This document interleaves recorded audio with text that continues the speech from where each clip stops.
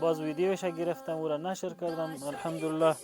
خواهر نهایت عزیز ما او را مواد خوراکه گرفتیم و برادر دیگه ما برادر ما او هم 20600 افغانی کمک کرده که انشالله کمپال و دیگه لوازم چیزی ضرورت داره او را میخریم برشان. امروز از امو پیسه 2 بوجی زغال هم برشان آوردیم. خداوند از برادرها و خواهران ما قبول کنه و خداوند در بدلشان جنت الفردوس برشان بدهد. و السلام علیکم و رحمت الله و برکاته.